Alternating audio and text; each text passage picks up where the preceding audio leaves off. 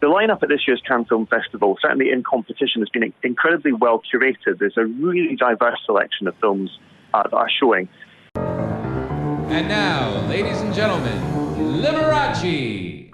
One of the ones that everyone's excited about is actually one of the American films in the competition, which is Behind the Candelabra, which was directed by Steven Soderbergh, actually for HBO, the American TV channel, rather than for a studio. So this is, strictly speaking, a TV movie. But it's very, very highly buzzed about. This is a biopic of the pianist Liberace and his relationship with his chauffeur, Scott Thorson. And it stars Michael Douglas in the role of Liberace and Matt Damon as the chauffeur. There's incredibly good buzz about this. Michael Douglas's performance is supposedly excellent, and he could be in for a chance of winning Best Actor when it comes to the awards at the end. That's particularly relevant for this film. Because it's a TV movie, it won't be eligible for the Oscars, although it is actually getting a cinema release in the UK later this summer. But because this is his big chance to have recognition for this role, it may be that the Cannes jury feel more kind of inclined to give that to him. This is actually a very exciting year for Britain at Cannes because there's a lot of young acting talent out here and also directing talent. Emma Watson takes a starring role in the Bling Ring, the Sofia Coppola film that opened up the Uncertain Regard strand. This is a true story about a group of teenagers in Los Angeles who went on this kind of serial cat burglar spree, breaking into Paris Hilton's house and Orlando Bloom's house and stealing all of their stuff. It's my homie Mark. Hey. Hi, I'm Nikki. This is Sam. Hi.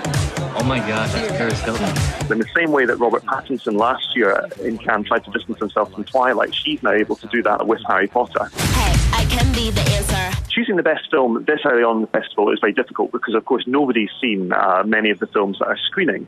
But when you look at the jury, you can kind of draw some conclusions from the sorts of films that you think they might like and then perhaps plant a flag on a few that way. My suspicion is that because Steven Spielberg is the head juror, that he might be drawn towards the kind of films that deal in the same kind of emotions of his own work. So, for example, you've got this domestic drama by the Iranian filmmaker Asghar Farhadi called The Past. Votre décision de divorce est-elle irrévocable, madame?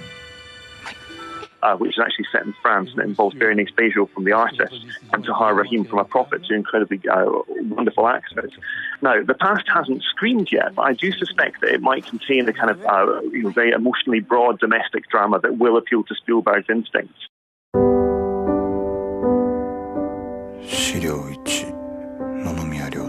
There's also a Japanese film by the director Hirokazu Koreeda, which is called Like Father, Like Son. And that, again, it seems to be a domestic drama. It involves children and adults. Again, that's a recurrent theme in Spielberg's work, the relationship between fathers and sons. So again, if I had to pick something early on, it would be one of those two.